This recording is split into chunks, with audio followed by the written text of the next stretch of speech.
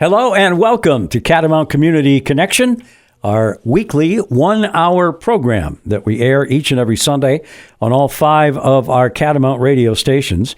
I'm Brian Collamore, the host of the program, and it is brought to you, of course, by the Rutland County Agricultural Society, which has brought you the Vermont State Fair at Rutland since 1846.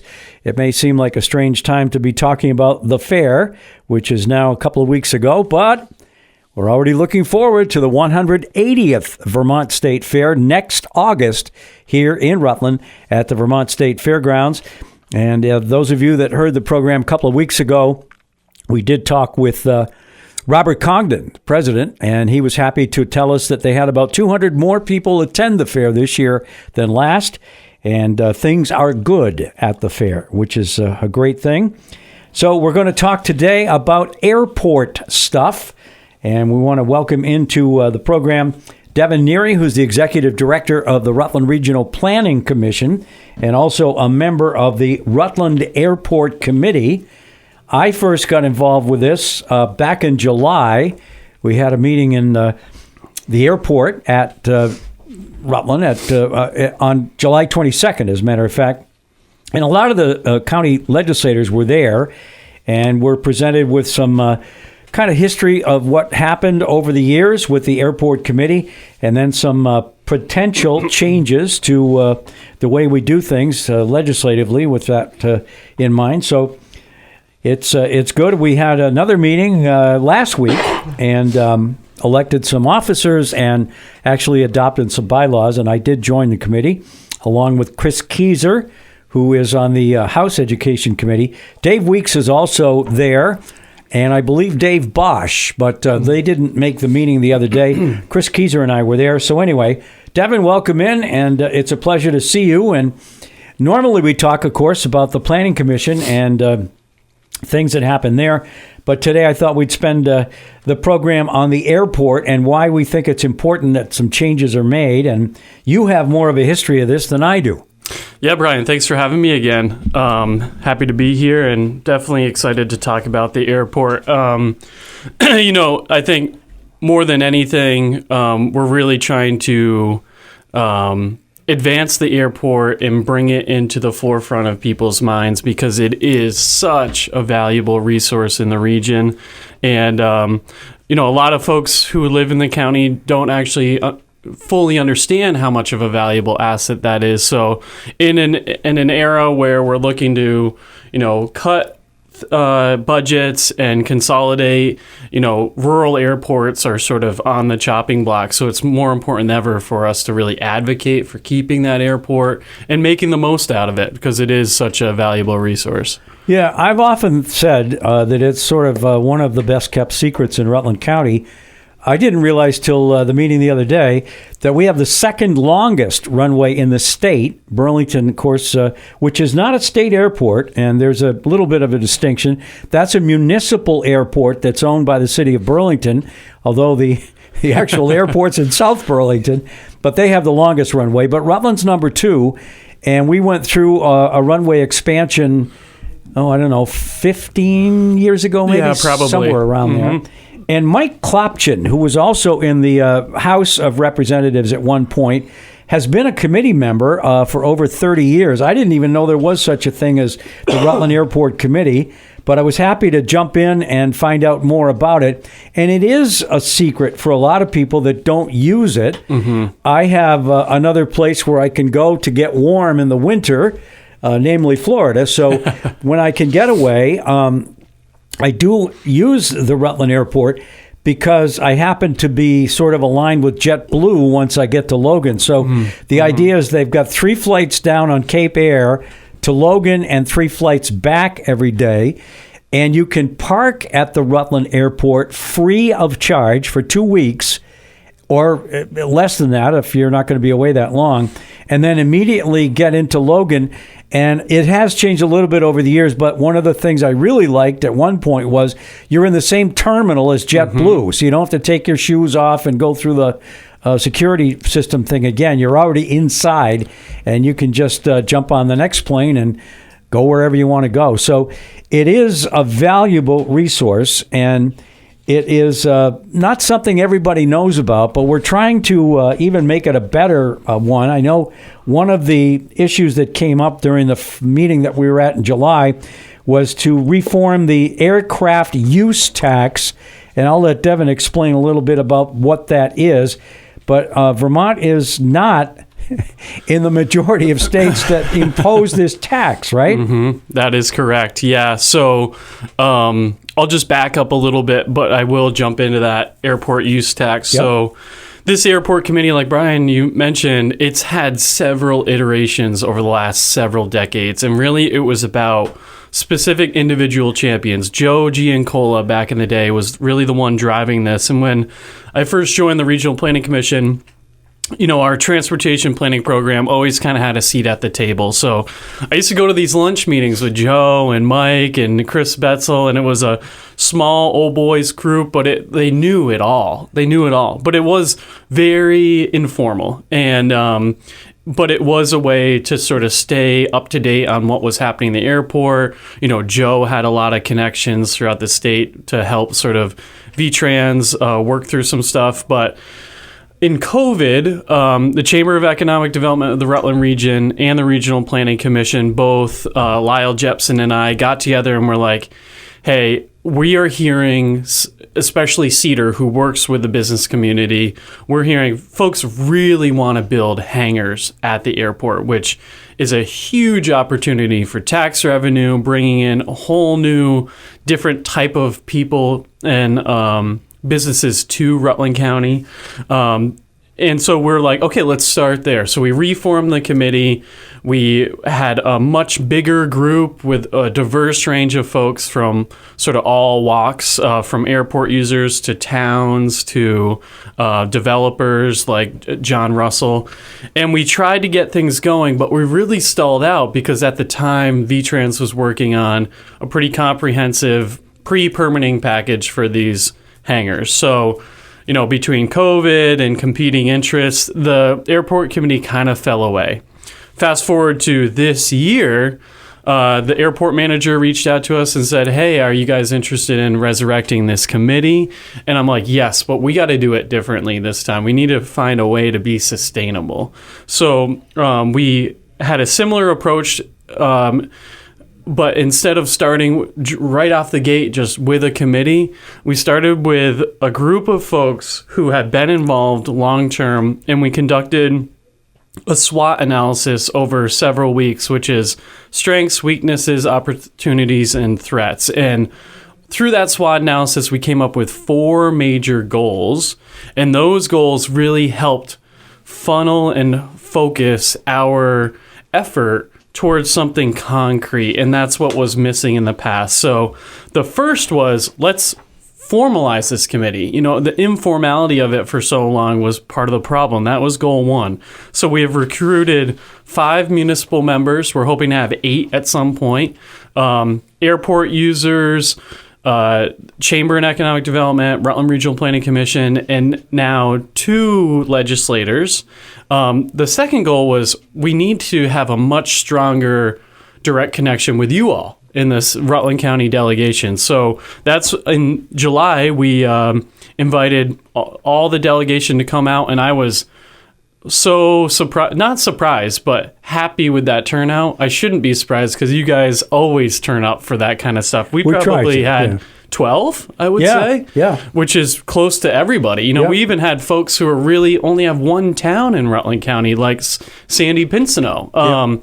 So that was really encouraging to see, and that conversation was really rich, and it helped the committee realize what is possible. And some of those things that we really honed in on early to sort of float out to the delegation were things like this airport or the airplane tax that is unique to Vermont. So apparently in Vermont, we're one of the only states where we have this aircraft use tax, and it really is levied based on the value of that airplane purchase, whether that was purchased in Vermont or not. And as a result, it really sort of encourages folks to not have their airplane in Vermont and keep it in New Hampshire and New York. And one of the things we realized with this lack of hangar space is that most folks with jets, private jets, which private aircraft constitute the majority of air traffic in and out of Rutland. You know, we do have that commercial air service through the Essential Air Service program, which we could talk about in a bit. But really, we're about those private hobbyists and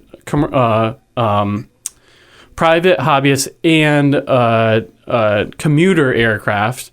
And because we don't have these terminals, we're seeing, you know, $50 million jets come in and come out. And then they're going to Lebanon, New Hampshire, or Glens Falls, New York, or down to Connecticut. And they are reaping all the benefits, even though everyone coming here is dropping them off to enjoy everything that Vermont has to offer. So one of the things is, okay, if we're going to build the space, then through hangars, let's also remove this tax. And, you know, we need to better understand exactly how much that tax is, but we believe it's very low. So it wouldn't really rob the state of their coffers in that. But this could be one more sort of incentive to say, hey, you know, Vermont's an air-friendly place. We want you coming here. We want you bringing your plane, storing your plane, and knowing that we support that effort. So, you know, big kudos to you guys, Brian and Chris, for being willing to take that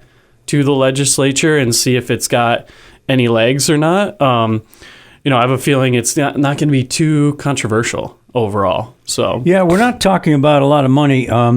Somewhere around $250,000 a year is what that tax generates, and it's sort of a sales and use tax on the part of people that are purchasing airplanes. But Vermont's the only state right now that taxes general aviation, or the aircraft. Mm-hmm. New York is exempt, New Hampshire, Mass, Connecticut, Rhode Island. Nobody else charges this. So it does put us at an immediate disadvantage when you look at the surrounding states. And what I found out was for $250,000 a year, we're giving up what could be 4 times as much money. That would be the lost economic activity, if you will, from aircraft based here. And it is important because we're on the rise here in Rutland County. We've got a huge TIF district plan downtown, and then, of course, Killington is going to be enlarged by a lot. Mm-hmm. And as you point out, there are businesses that are looking to come here that would need the hangar space in Rutland. Mm-hmm. To say nothing of skiing. Some people probably don't like to hear about it, but there are people that have the means from Connecticut to fly into Rutland to go skiing. Yes. And they land in Rutland and they can get up to Killington or Pico pretty quickly. So, yeah, those are people also that we would depend on. But we're talking about all kinds of jobs, too, mm-hmm. Mechanics, fuelers, inspectors, all that kind of stuff that would come. So I'm hopeful this will go into the tax committees in each of the chambers. So in the Senate, it would be the Finance Committee. I don't have a great track record with the chair of the Finance Committee. We're trying to get tax exemptions passed, but we'll see what happens. But in the House, it would be the Ways and Means Committee, and we may have a little bit better audience in there. And as you point out, Devon, we're not talking about millions and millions of dollars. We're talking about budget dust, if you will. $250,000 in a $6 billion budget is not, or an $8 billion budget is not a lot of money. Yeah, so, it's couch change. Yeah. You know, and like you said, the opportunity cost, what are we missing out by charging that? And I think you're right. You know, $1 million plus immediately is, you know, what we're looking at for a potential opportunity, and we build the hangars, that's only going to increase that number. Yep. So we will put a bill in that would now exempt airplane purchases from Vermont airport use tax, or aircraft use tax, and we'll see where that goes. But we also have some other requests that came out of that July meeting. We talked the other day at the second meeting of the airport, or at least my second meeting, about making some investments into hangar space. It will take some infrastructure changes and upgrades. And if you are in sort of a space where you want to purchase a hangar, So we're talking a private individual or a business that wants to put a hangar in. All of the stuff that needs to go in there, the water, the sewer, the concrete, all of that stuff has to be done ahead of time, because they're not going to pay for that. It'll be enough for them to just pay for the actual construction of the hangar. So yeah, absolutely. And, hangar development at the end of the day is our number one priority for the Rutland Airport. It's the number one need. In the airport master plan, which was adopted, I think, in 2021 by CHA. It's required by the FAA for all airports to have these master plans. It's a really useful tool for the airport manager and VTrans to help capital planning for runway improvements and all the rest. They basically pre-engineered at a very high level where a number of new hangars could fit on the current airport, which is really helpful to know, okay, generally what are the size and how many of them can we build given the sort of real estate that we have at Rutland. And it's pretty substantial. So, I will commend VTrans and their effort. They hired a consultant and worked with them to sort of pre-permit these sites for Act 250. And Brian, we've talked a lot about Act 250 on this show and how cumbersome and expensive and timely that process can be. So VTrans' thought here was hey, these all have similar conditions. It's a controlled space. Let's do a lot of this work so that we can hand a partially permitted site to a developer. So that was great. Huge kudos to VTrans for that. However, there's one component of this that is really lacking and it's undefined, and I fear that it will be the sort of thing that prohibits real development from happening, and that is who is paying and who is responsible for the general infrastructure. Like Brian said, there's aprons, there's water, there's sewer, and there's, most importantly, which we know in Vermont is a big headache these days, stormwater from 3-acre impervious surfaces. That is shared. That is not borne by one person who may develop. And, we hate to see the first guy in the door to build a hangar having to build all this other stuff. So we have heard through our airport users on the committee that this is completely standard across the industry for airports and state agencies to pre-build all this stuff to make it a really desirable development location so that they can just come in and slap up a hangar.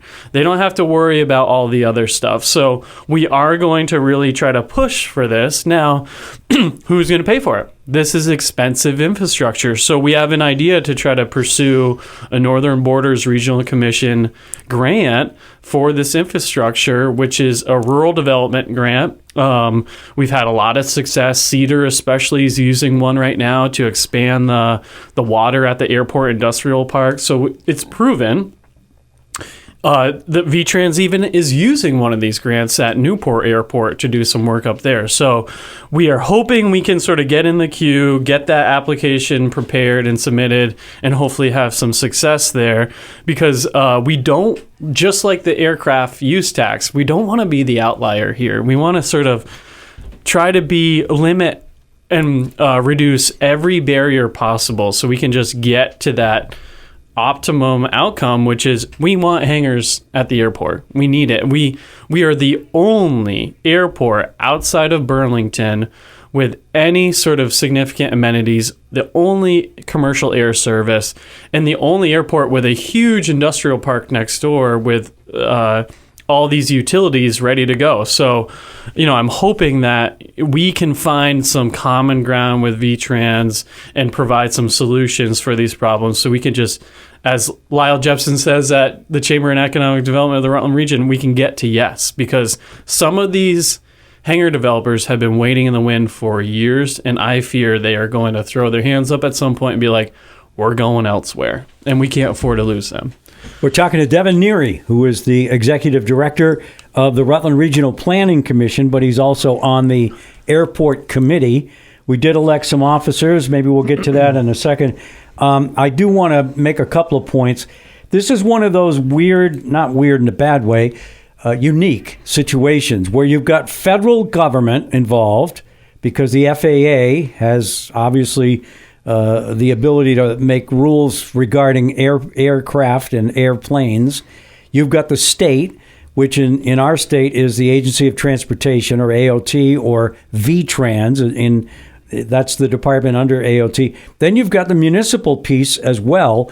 And the three entities have to work together in order to get certain things accomplished. And I think this airport committee, which is now much more formalized than it was, with all due respect, when Joe Giancola was here, it will have some standing and be able to make common sense recommendations to both VTrans and, if need be, to our federal delegation regarding the expansion. And I don't mean that we're going to start, it's not going to be going from 1 mile to 8 miles in terms of, everything's fenced in already. The actual geographic pattern is not going to change. But inside that, and I don't know how many, and I was going to ask you, how many hangars would be ideal?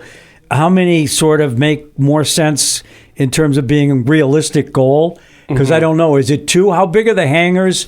Are there airplanes that we're not being able to use now because they have no place to go once they land? Yeah, absolutely. It's mainly the large jets that we have no hangars that can fit at all. I don't have on top of my head exactly the sizes or the number, but I believe it's either 3 large hangars per side, east side and west side, which are, we're talking big, or 6 small on each side, but I'm not totally certain of that, but I'm pretty sure. And how many are there now? Because I've never counted how many hangars there are. I think there's about 8 now, but without seeing the map in front of me, I'm not totally sure. But I do know, there hasn't been a hangar built in something like 20 years or 15 years. Yeah. It's been a long time. And, as a result, some of the infrastructure is really aging, and that's a problem. Okay. Let's take our first break here on Catamount Community Connection. Again, Devon Neary with us today, and we can talk about the Planning Commission at some point, but I did want to get the airport issue out in front of people because, as you said earlier, Dev, a lot of people, they know there's an airport there, but they don't use it. They're not really familiar with how things work and the advantages that it can offer to a county-wide situation, basically. So we'll come back with Devon Neary here on Catamount Community Connection in just a minute.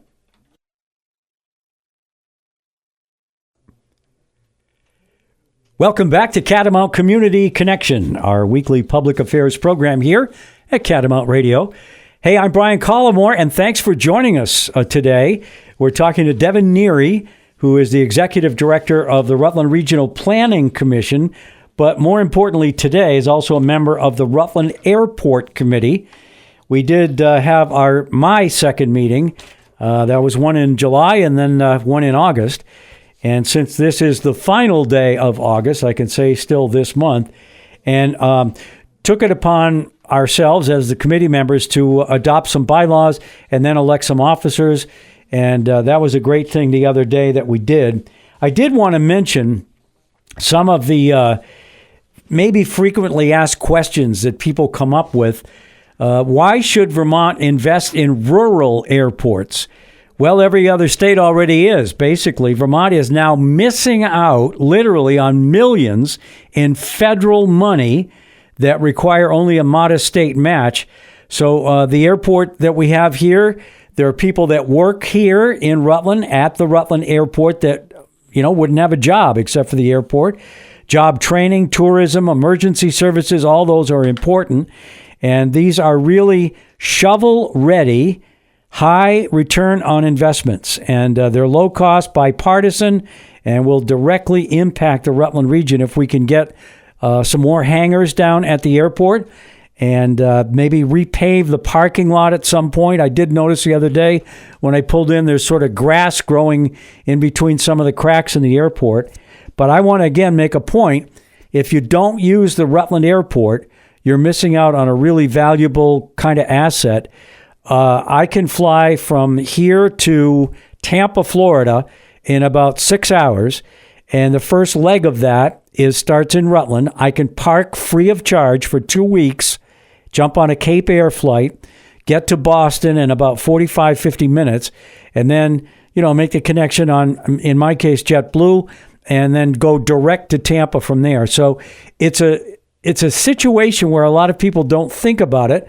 A lot of people drive down to Logan. I think I'd rather have a root canal than do that in many ways. It just it's not a pleasant experience when you get into the Boston traffic, and then you got to pay to park. So anyway, I did want to mention that. But we have a couple of goals. We've already talked about the aircraft use tax. We want to exempt purchase of aircraft in Vermont from what now is $250,000 a year NIC from people. And we want to invest in infrastructure. So maybe if we could find $1 million or $2 million in an aviation grant program to support hangar building and lighting and fuel systems and all that kind of stuff, all that infrastructure that has to happen before a hangar can go up. And I know there are a couple other goals. I think there's 4 that we did talk about, right? That's right, Brian. Yeah. So we're trying to tackle these somewhat in order and in priority, but, we sort of created a goal for every letter in the SWOT. So for the strengths, our goal was committee will be the link between the airport and the region. And that was really about formalizing, creating the committee, recruiting members, forming the bylaws, and all that. So we really were there at the formation, right? So the next step will hopefully be more of that sort of reciprocal information and interaction with the towns. Because as you said, it's the best kept secret, but we don't want it to be a secret anymore. We really want towns to be much more involved and more usage, because when we did that airport master plan, we actually found that the folks accessing the EAS program and using Cape Air, the Rutland County use rate was significantly lower than the average. So what that tells us is that folks aren't realizing that this is an opportunity, because it's not that Rutland County flies less than the average. They don't. They do. They fly just as much, but they're going to Albany, they're going to Burlington, they're going to Boston, or Connecticut. So this is a chance for us to really try to increase that awareness. And, through the Essential Air Service program, Cape Air gets pretty significant marketing dollars every year. And what our hope is that this committee can better inform how those marketing dollars are spent. Cape Air, I don't know if they still do or not, but some of that money went to having that ticket office downtown for years. It was that little space next to Sotheby's right on West Street. Yep. And I was like, I never understood that, because it seemed like such a waste of time. No one buys tickets in person anymore. It's nice to have a presence downtown, but I will say Cape Air has done an amazing job sponsoring events like the Whoopie Pie Festival and a lot of the Real Rutland Feud, those things. So that's great.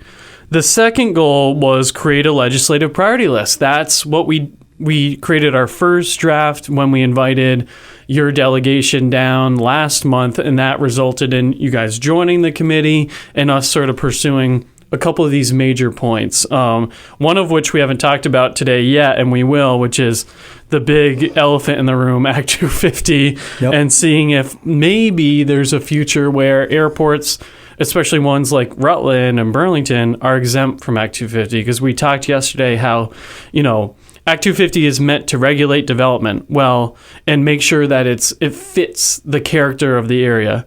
Well, the character of an airport is commercial, and building height and all the sort of codes and restrictions are already regulated by the FAA, and let alone, all the environmental stuff is regulated by ANR. So why are we doing this? Is there really a reason to do it? The third goal is develop appropriate sized hangars at Rutland, and also transportation from the airport to the community. I got to tell you, so the Regional Planning Commission runs the Transportation Advisory Committee for the region.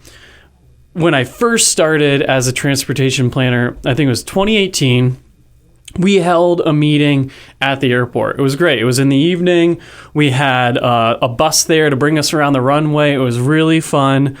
And so I was the last guy out the door because, I had to pack up all the crap and, whatever. I come out, there's a guy sitting on the curb. And, he's got all these bags and Needs stuff. a ride. And I was like, hey, what's going on? He's like, well, my wife isn't answering, and I have a second home in Mendon. And it was like getting dark. It's like 6:30 at night. And, the airport's like off of 103. It's not like on a pretty important corridor.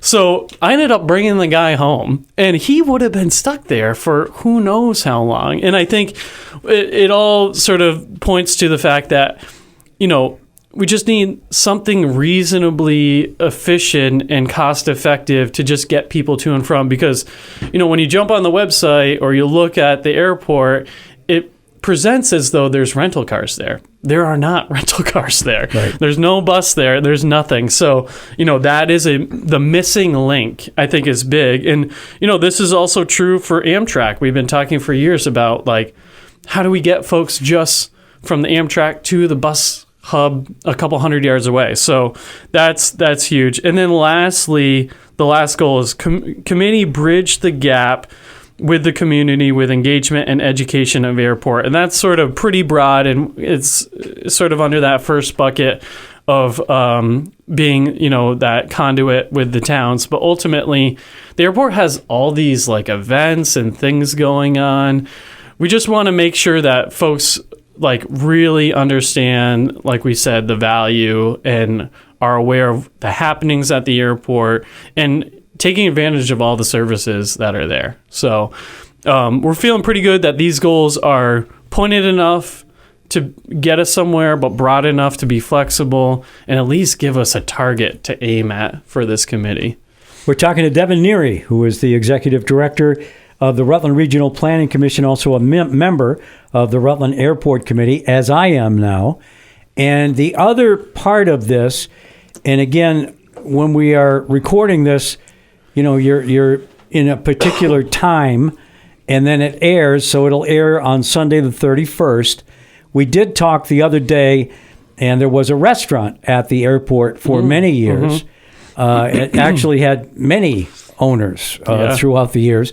And I don't want to put any pressure or say anything that might kind of spoil the deal, but there's a pretty good chance that there will be a restaurant opening very soon at the Rutland Airport. And they are very aware of, there is a certain distance away from what would normally be, as you point out, very few people probably think, hey, let's get down to the airport and eat. But at one point, it did attract a lot of especially local people from that Clarendon, Wallingford, Rutland Town area, maybe. And then when people would land or waiting for a flight or whatever, it hasn't had anything there for a bit. I don't know how long.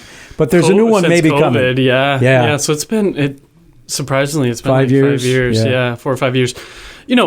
There's no other restaurant in Clarendon, right? So this is huge. I know a lot of people would go there, especially for breakfast and lunch. And you're right. When people land, there's nothing more welcoming than being able to sit down and get some food. And that terminal building is beautiful. It's such a cool building, and having something in that space. And I know VTrans is really incentivized getting somebody in there to try to really reduce the cost, because it's small, but there's an opportunity to really build a business there. So that'll be a nice addition to the airport for sure. The other piece to this whole thing that just really gives me a tremendous amount of anxiety is, there have been discussions at the federal level of really hacking apart that EAS program, which is the Essential Air Service. It supports, I want to say, 800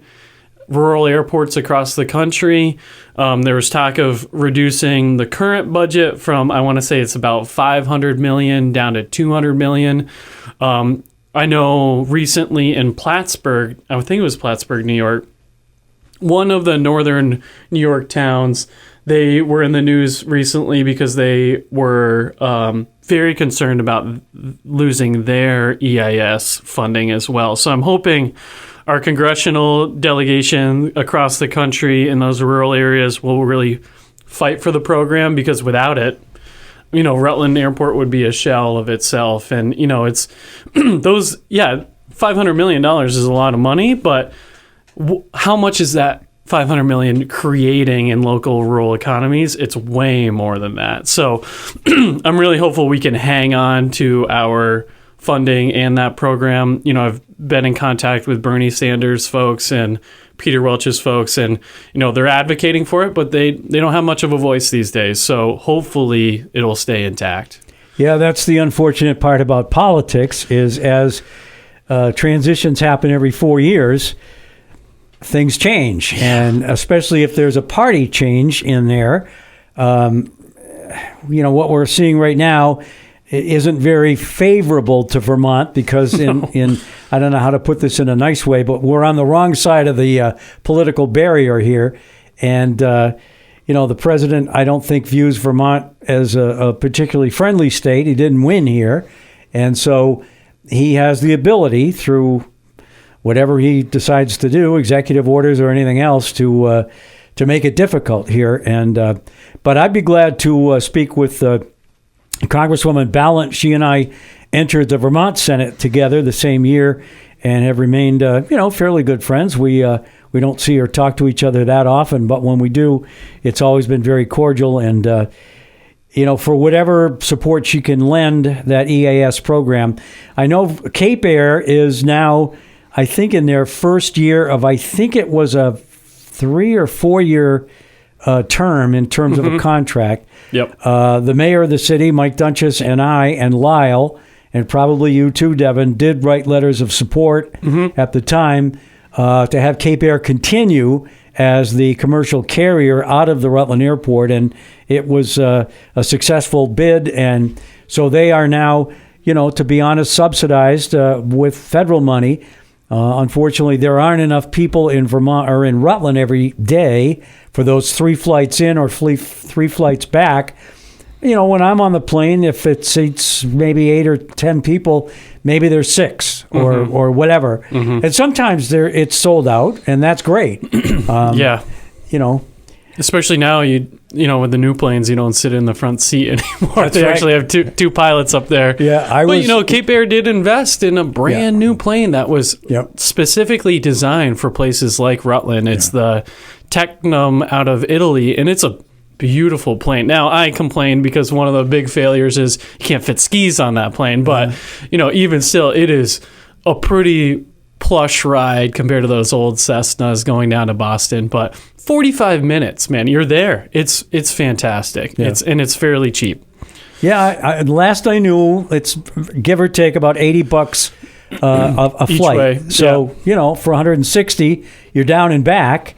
And you contribute, or you consider that, everything's pros and cons. The cons part about driving, you're talking about fuel, tolls, and parking, and time. Yeah. So we went to Bermuda in February, and we parked, and we didn't realize, but the airport parking in Boston was full. So at the last minute, we scrambled and went to one of those off-campus parking lots, and it was like $200 to park. It took a bunch of time. We were kind of kicking ourselves. We should have just flown Cape Air. Yeah. So I think it's a awesome service and program.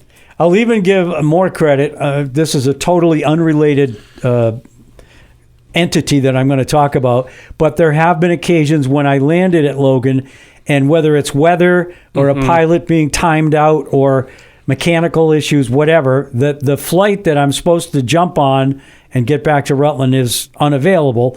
And so the Dartmouth coach, which is in essence, it's kind of, I call it the Vermont Transit, it's a huge bus, and you can get on that at Logan.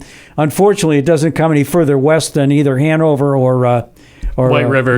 Yeah. So you're still an hour and a half away, but it's a lot better than driving out of Boston. So, and I guess it's fairly cheap, right? Yeah, it's like 40 bucks. Yeah, that's not bad. So, that's another alternative if you ever land at Logan and you're stuck there and you can't leave and you don't want to spend the night at a hotel there, you can jump on the bus. And they have, I don't know, probably 5 or 6. I mean, they're constantly going back and forth. So, anyway. Okay, we're talking to Devon Neary from the Planning Commission. He's the executive director. And we've talked a lot about the airport situation, what we hope to get done this legislative session, and what we hope will change. Now, we may get it all done. We may get one of the things done. We may get 2 of them done. I don't know. But this is a rarely... It comes along only once in a blue moon kind of thing. We're at a juncture here, I think, locally, where everything is coming together at the same time. And if we all sort of get behind the wheelbarrow and push up the hill, I think we can get a lot of this done. And then years down the road, we'll be glad we did. Nothing's going to be cheaper in a year or 2. I can pretty well guarantee that. So now is the time to get some of this moving. And hopefully we can get some of it done. So we're going to take our second break here on Catamount Community Connection. We will be back with Devon Neary in just a minute. Welcome back to Catamount Community Connection. I'm Brian Collamore, and our guest today is Devon Neary, who is the Executive Director of the Rutland Regional Planning Commission and also a member of the Rutland Airport Committee, as I am now.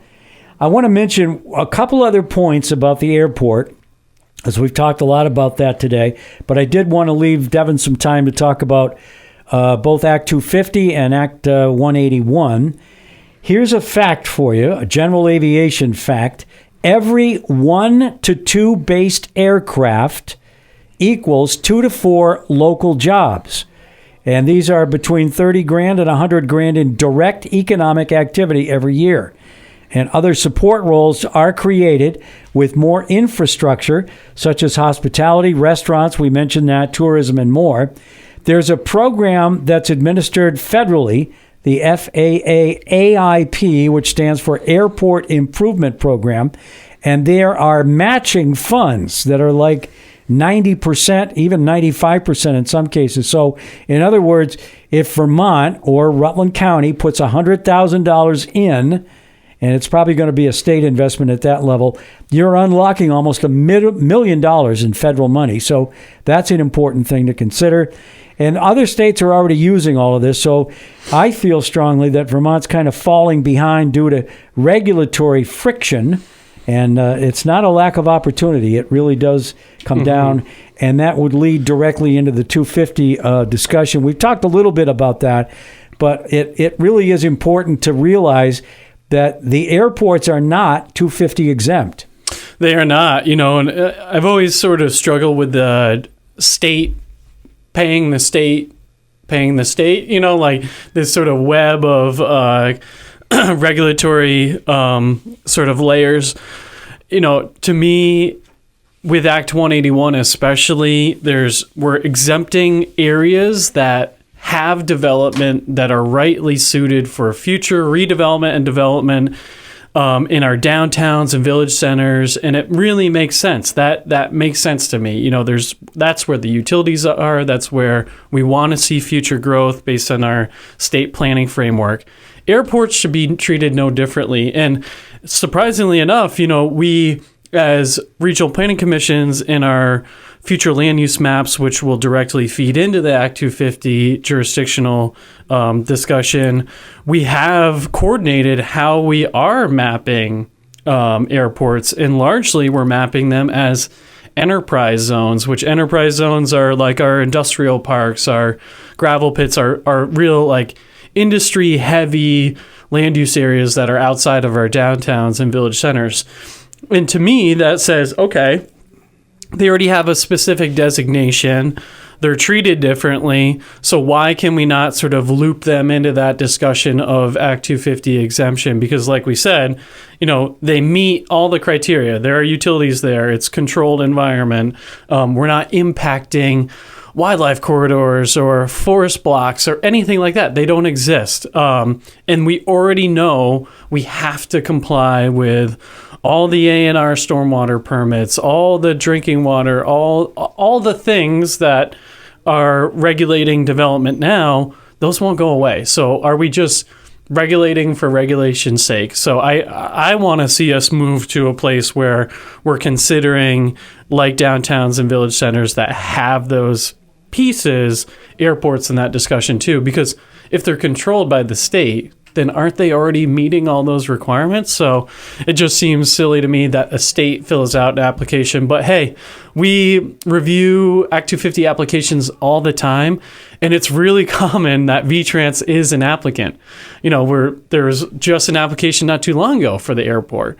I think it was the maybe runway project or something. Either way, but I always kind of chuckle when I see that, because it's like, giving yourself a permit. But, that's sort of the position we're in now, and I'd love to see that changed over the next session or two. Well, that would go to a whole different committee. We talked about where the use tax will go, and those would be the two tax committees, Ways and Means and Finance. But anything having to do with Act 250 will almost automatically be referred to the Natural Resources Committees in both chambers. And again, if history is any example, it would be a tough battle, but also one that just, as you say, common sense would say, well, wait a minute, what are we doing? Mm-hmm. We're not developing, we're not putting a 18-story building up at the end of a runway. We can't do that anyway with the FAA, but can't go above 50 feet. So we're limited there. It just doesn't make any sense to add cost and uncertainty and time to a process that doesn't need to have that, because it's already being done by the state. So I'll definitely work on getting that done, along with the exemption for the aircraft use tax. But let's talk about Act 181 if we can for just a second. Sure. We've got about 8-9 minutes left here.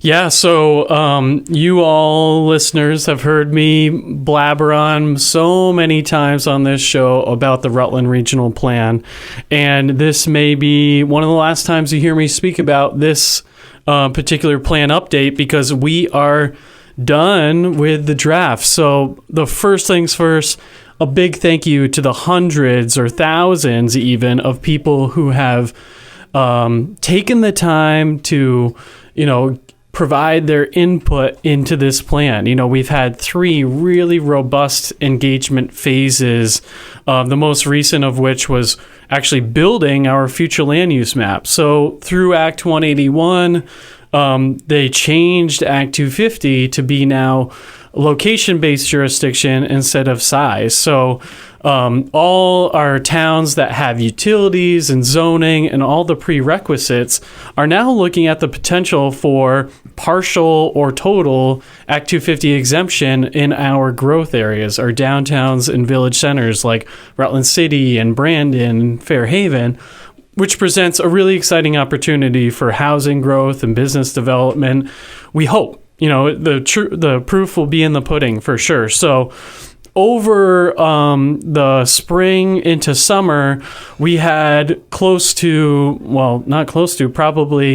about 100 meetings with our towns, all 27 of them, to refine that future land use map, which lays out areas for growth and conservation.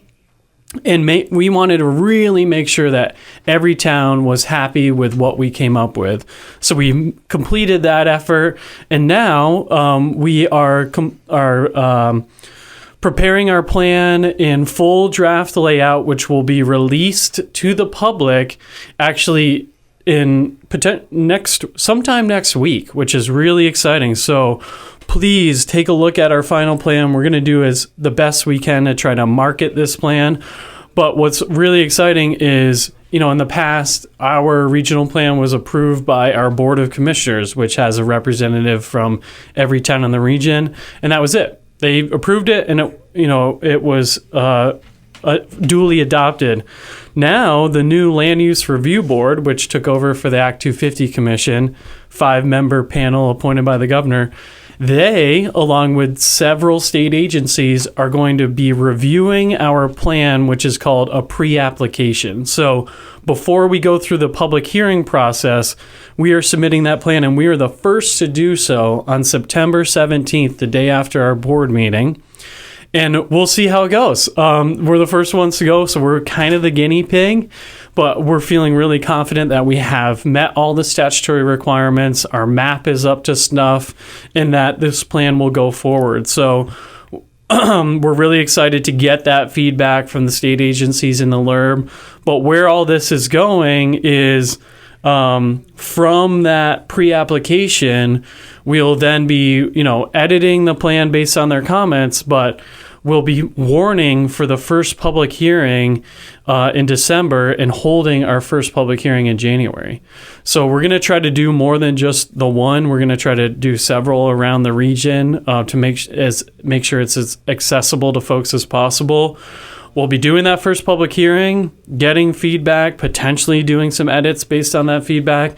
And then our final public hearing will be at our board meeting in April. And that means at that point, we will adopt the plan, submit it to the LURB for final approval, and we'll be done. So this effort, which we kicked off in the spring of 2023, will be completed in the spring of 2026. So I can tell you, Brian, I, for one, am ready to be done with it. It's been a tremendous effort. Big kudos to all our staff for working on it. But we really believe, and we went into it saying this and trying to honor it, this isn't our plan. This is the region's plan, and we're hoping that it's a plan that everyone feels their priorities are reflected in, and ultimately that we're going to finally unlock some sort of Act 250 relief and development potential for the region, Well, you and I do agree on that for sure. The much needed development in this area has been held up at some point by, I feel, over not well thought out regulatory restrictions. And so I think it is time to loosen it up a little bit. We're not in 1973 anymore.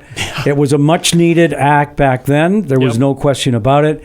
But it just has almost grown by leaps and bounds, and to the point now where it's kind of, I don't know, it almost is impossible to understand for most people. There's so many criteria.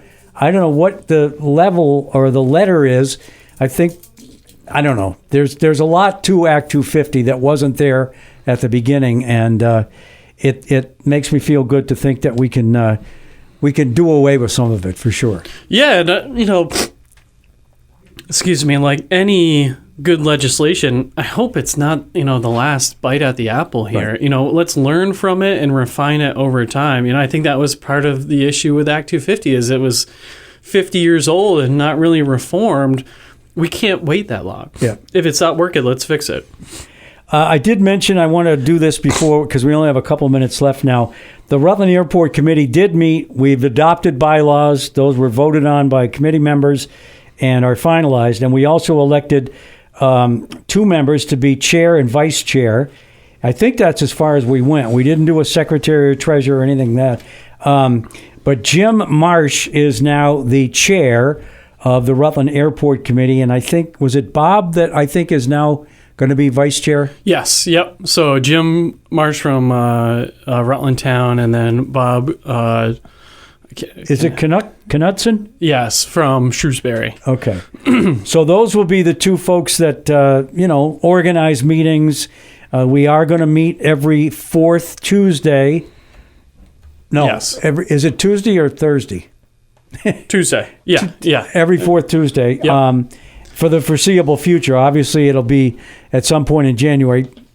Impossible for me to be there in person, but Yeah, and hopefully by the end of the fall, we'll have a very clear picture of what the legislative issues will be going forward. We're probably going to have a draft of a bill or bills by then, and get committee approval to go forward with that. So I'm looking forward to being a member of the airport committee. It was nothing I had on my radar at one point, but it just seemed like at that July meeting, well, somebody's got to do it. Let's just jump in with both feet and see what happens. And thank you very much, you and Chris both, for doing that. And I'm excited with Chris being on House Transportation, too. It unlocks a whole nother sort of avenue as many of this stuff goes through the T-bill. So it'll be great. I'm excited. Well, we've been talking with Devon Neary from the Rutland Regional Planning Commission. He is the executive director. Want to thank him for spending the hour with us. And we've talked 90% of the time about the airport. I hope we have made it clear why it is important that we consider, new hangar space at the airport, new infrastructure to continue to provide, I think, a valuable asset to the whole county. And, we'll see what happens with the EAS. I'm hoping that nothing gets cut, and that, we can continue to have the 3 flights on Cape Air to Logan every day and back from Logan every day. And hopefully there'll be a new restaurant opening very soon down at the airport.